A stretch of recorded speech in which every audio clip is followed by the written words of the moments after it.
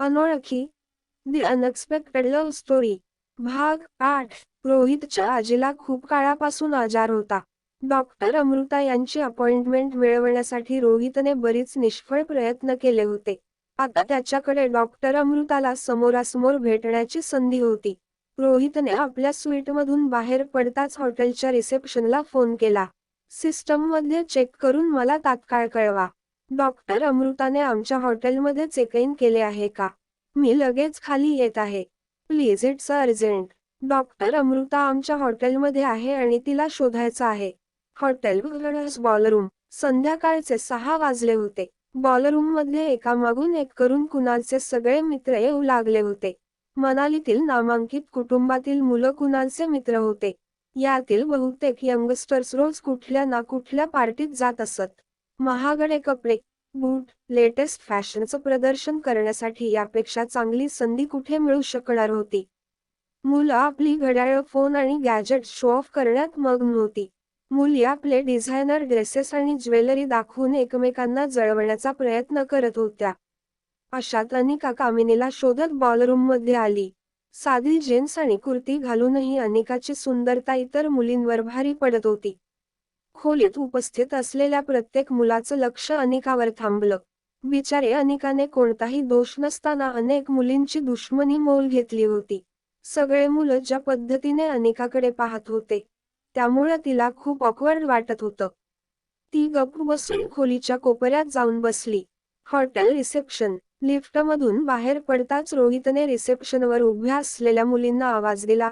Did you find doctor Amruta in the system? एक receptionist कम्प्युटरवर काहीतरी check करत होती. तिने उत्तर दिलं, sir, doctor Amruta is not our guest. Doctor Amruta नावाच्या कोणत्याही गेस्टने चेक इन केलेलं नाही. रोहितने आवाज चढवून विचारलं, how is it possible? Check again. माझ्याकडे माहिती आहे की डॉक्टर अमृता सध्या आपल्या हॉटेलमध्येच आहे. मला तिला भेटायचं आहे. It's urgent. हे म्हणताच रोहितने रिसेप्शन डेस्कवर मुक्का मारला. रोहितच्या रागापेक्षा त्याच्या पर्सनॅलिटीमुळेच स्टाफ घाबरायचं. एका रिसेप्शनिस्टने हिम्मत करत रोहितला सांगितलं, सर, शक्य आहे की डॉक्टर अमृता इथे थांबलेली नसेल, पण ती आमच्या रेस्टॉरंटमध्ये किंवा कॉफी शॉपमध्ये खाणं किंवा कॉफी प्यायला आलेली असेल. हे ऐकताच रोहित कॉफी शॉपकडे वळला आणि तिथे बसलेल्या प्रत्येक गेस्टला पाहू लागला. पण रोहितची समस्या होती की त्याने कधीच डॉक्टर अमृताला पाहिलं नव्हतं आणि इंटरनेटवरही तिचं कोणतंही फोटोग्राफ उपलब्ध नव्हतं. बॉलरूममधले जवळजवळ सगळे मुलं अनिकाशी मैत्री करण्याचा प्रयत्न करत होते. कोणी तिचं नाव विचारत होतं, तर कोणी नंबर मागत होतं. एका मुलाने तर अनिकाला बॉलिवूडची फिल्म ऑफ केली. अनिका सगळ्यांना एकच उत्तर देत होती, नॉट इंटरेस्टेड. तेवढ्यात कामिनी तिच्या मैत्रिणी पूजासोबत आली. कामिनीने ऑफ शोल्डर वन पीस गाऊन घातला होता. गाऊनची लांबी थोडी जास्त होती, त्यामुळे कामिनीने दोन्ही हातांनी गाऊन वर उचलून धरला होता. गळ्यात हिऱ्यांचं हार, मॅचिंग ब्रेसलेट आणि कानात मोठे डायमंड स्टडेड झुमके. भारतातील बहुतेक मुली लग्नातही इतक्या सजलेल्या नसतील, जितकी कामिनी या पार्टीसाठी सजली होती. कामिनीला या रूपात पाहून सगळे मित्र चकित झाले. लोक वेगवेगळे कमेंट करू लागले. कोणी म्हणालं, काय बात आहे कामिनी, आज काही खास आहे का? तर कोणी म्हणालं, आम्हालाही सांग, कशाचं सेलिब्रेशन आहे आज? कुठली मोठी अनाउन्समेंट करणार तर नाहीस ना? हे ऐकून कामिनीचे गाल लाल झाले. ती हसण्याचा प्रयत्न करूनही हसू लपवू शकत नव्हती. कामिनीने दोन्ही हात वर करत सगळ्यांना शांत राहण्याची विनंती केली आणि म्हणाली, थोडं थांबा, सगळं कळेल. तोपर्यंत पार्टी एन्जॉय करा. लाऊड म्युझिक वाजायला लागलं. वाईनच्या बाटल्या उघडल्या गेल्या. मुली एकमेकांसोबत डान्स करू लागले. कामिनीने अनिकाला पाहिलं होतं, पण ती मुद्दामून अनिकाच्या 2 टेबल दूर जाऊन बसली. अनिकाला समजलं की कामिनीला ती तिच्याजवळ जावी असं वाटत आहे. अनिका कामिनीच्या टेबलजवळ जाऊन उभी राहिली. अनिकाने कामिनीला विनंती करत विचारलं, कामिनी, जर तुला माझ्या मुलाबद्दल काही माहिती असेल, तर प्लीज मला सांग. कामिनी अनिकाकडे रोखून पाहत होती. अनिकाची सुंदरता कामिनीच्या डोळ्यात बोचू लागली होती. काही सेकंदातच कामिनीला समजलं की साध्या पेहरावातही अनिका कामिनीपेक्षा खूपच जास्त सुंदर दिसत होती. कामिनीचे जलन अचानक रागात बदलली. तिने खूप रुडली अनिकाला विचारलं, खरं सांग, तू इथे कशासाठी आली आहेस? तुला काय वाटतं, तुझं हे बदललेलं रूप पाहून कुणाल माझ्याशी नातं तोडेल असं तुला वाटतंय? तर हा तुझा भ्रम आहे. अनिका कामिनीच्या बाजूला येऊन बसली. तिने कामिनीच्या खांद्यावर हात ठेवत सांगितलं, एक तर माझा असा कोणताही हेतू नाहीये. मला फक्त माझा हरवलेला मुलगा परत मिळवायचा आहे. फक्त मला त्याच्याबद्दल सांग की तो कुठे आहे? कामिनीचा आवाज आता चढायला लागला. आणखी किती डाग लावणार आहेस कुटुंबावर? बेशर्मीचीही हद्द असते. एका नाजायज मुलीसोबत फिरते आहेस, दुसऱ्या मुलाचा पत्ता विचारते आहेस आणि आता इथे माझं प्रेम हिसकावण्याचा प्रयत्न करते आहेस. चांगलंच केलं आईने तुझ्यासोबत. इतकी जाड आणि कुरूप असतानाही तू आई बनलीस. जर तू त्यावेळी अशी दिसत असतीस तर काय केलं असतं ते माहीत नाही. अनिका हे ऐकून चकित झाली. तिने कामिनीला विचारलं, काय अर्थ आहे तुझ्या बोलण्याचा? काय केलं होतं त्यांनी माझ्यासोबत? कामिनीला माहीत होतं की लाऊड म्युझिकमध्ये त्यांचं बोलणं कोणी ऐकणार नव्हतं.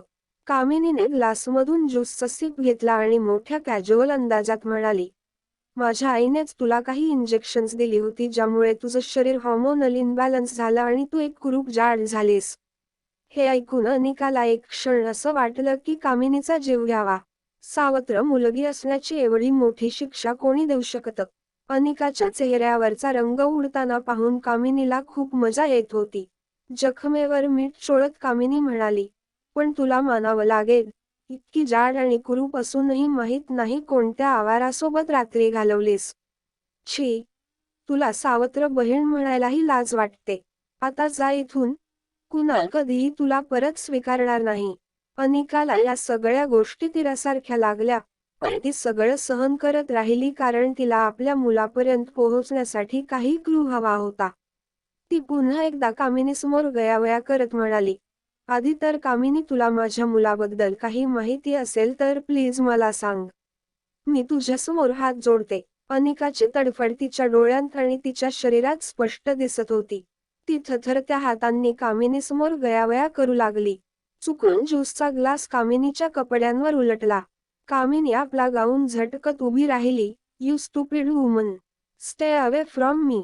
मला माहित आहे तू इथे कोणत्या उद्देशाने आली आहेस. Get out from here. कामिनीने अनिकाला ढकललं. अनिका जमिनीवर पडली. तिला फारसं लागलं नाही. पण तिचा फोन तुटला. लाऊड म्युझिकमध्येही कामिनीच्या काही गोष्टी बऱ्याच लोकांनी ऐकल्या.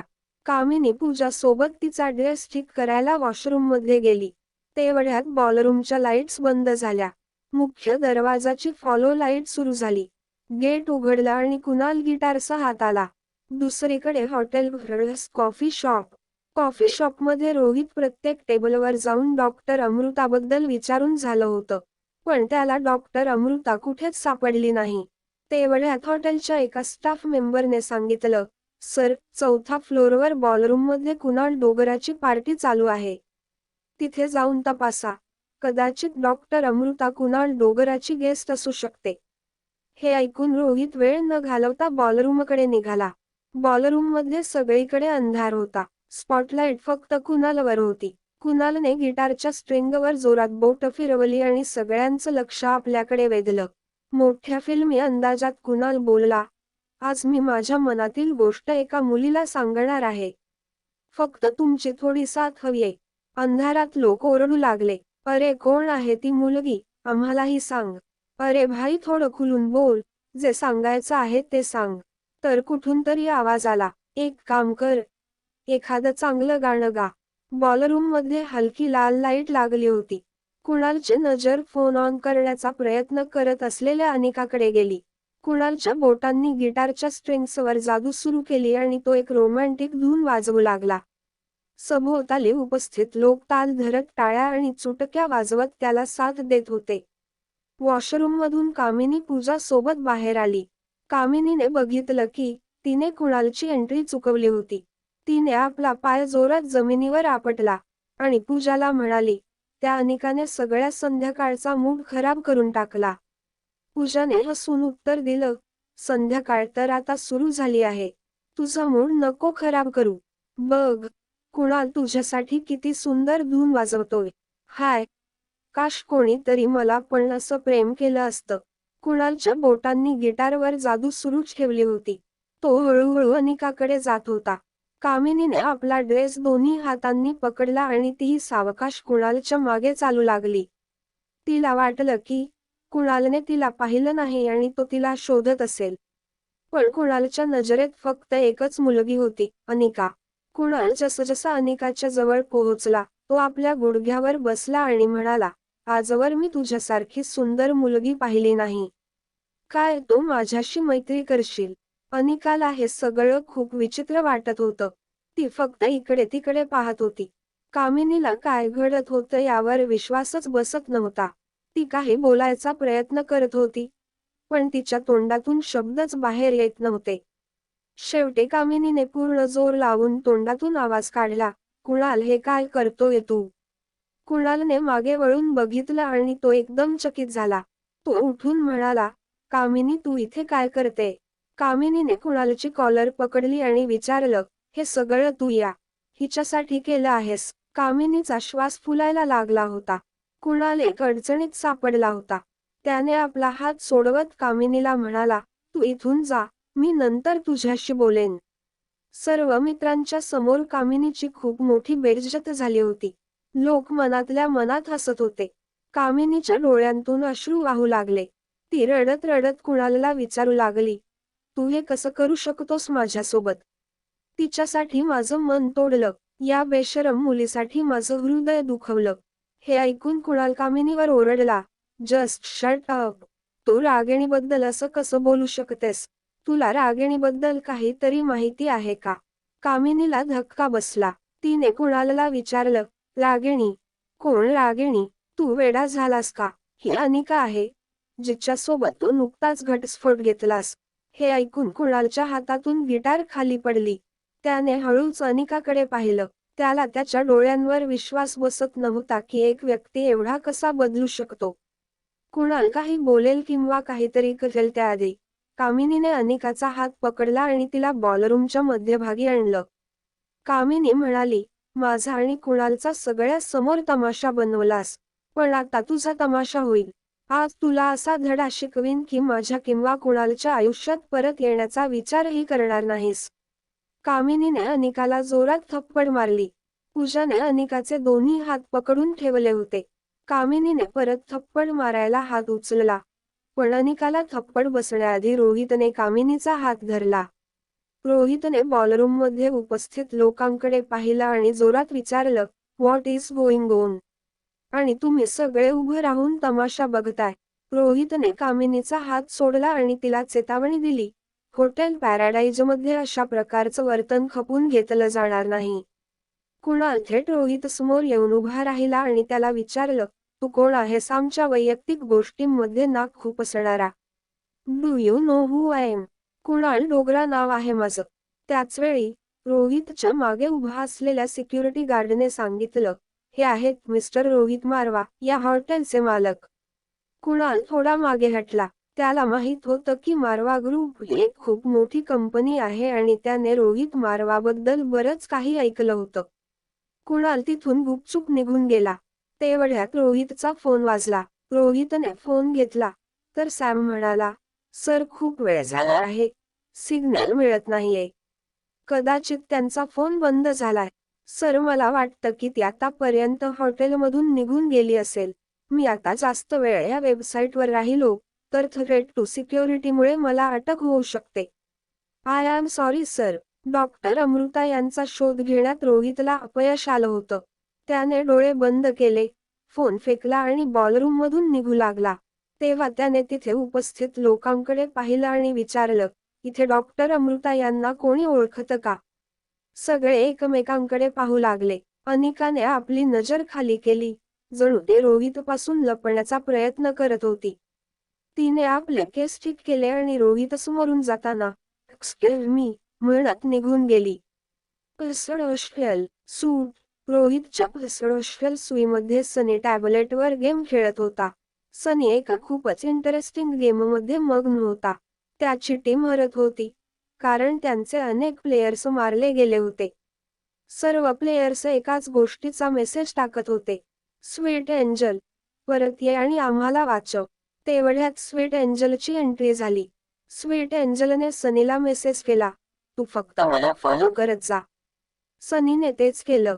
स्वीट एंजल एका मागोमाग एक चाल करत प्रतिस्पर्धी टीमचे सर्व प्लेयर्स मारत चालली. तिचा गेम इतका परफेक्ट होता की असं वाटत होतं जणू काही मशीन गेम खेळतय. सनी आधीच तिचा फॅन होता, पण आज त्याला तिच्यासोबत खेळायची संधी मिळाली होती. त्याचं भाग्यच उजळलं होतं. शेवटी स्वीट एंजलने विरोधी टीमचा सर्वात शेवटचा प्लेयर मारून गेम जिंकली. जिंकण्याच्या आनंदात सनीने आनंदाने हवेत उडी मारली. सनी आणि त्याची टीम इतकी खुश होती की जणू काही युद्ध जिंकलं होतं. सनीने तिला पर्सनल मेसेज केला, मी तुझा खूप मोठा फॅन आहे. तुझ्यासोबत खेळण्याची संधी मिळाली, ही माझ्या आयुष्यातली सगळ्यात मोठी उपलब्धी आहे. तुझ्यासारखा गेम सगळ्या जगात कोणी नाही. तू आमच्यासाठी क्वीन आहेस. तुझ्याबद्दल जास्त जाणून घेता येईल का? मला तुझा फोटो मिळेल का? मी तुझा खूप मोठा फॅन आहे. प्लीज एक फोटो. एकदा भेटशील का मला? त्यानंतर स्क्रीनवर स्वीट एंजलचा मेसेज आला. जर मला भेटायचं असेल तर तुला मनालीला यावं लागेल. हे ऐकून सनी सोफ्यावर उभा राहिला. त्याने टाईप केलं, तू मजाक तर करत नाहीस ना? मी सुद्धा मनालीमध्ये आहे. सनी उत्साहाने जणू स्प्रिंगसारखा उडत होता. त्याला त्याच्या नशिबावर विश्वासच बसत नव्हता. स्वीट एंजलचा पुढचा मेसेज आला, ठीक आहे. मला हॉटेल पॅराडाईज हॉटेल मध्ये भेट. हा मेसेज वाचून सनीला धक्का बसला. त्याने 100 पेक्षा जास्त प्रश्नचिन्ह पाठवली. त्याला विश्वासच बसत नव्हता की स्वीट एंजल त्याच्याच हॉटेलमध्ये राहते. त्याने हात थरथरत पुन्हा विचारलं, तू कोणत्या रूममध्ये थांबली आहेस? मी पण हॉटेल पॅराडाईज इंटरनॅशनलमध्येच आहे. मेसेज टाईप केल्यावर सनीने डोळे मिटले. हे सगळं खरं आहे की स्वप्न, हे त्याला कळत नव्हतं. जेव्हा त्याने डोळे उघडून स्वीट एंजलचा मेसेज वाचला, तेव्हा त्याला खरंच समजलं की हे स्वप्नच आहे. स्वीट एंजलने लिहिलं होतं, मी प्रेसिडेंट सूटमध्ये थांबले.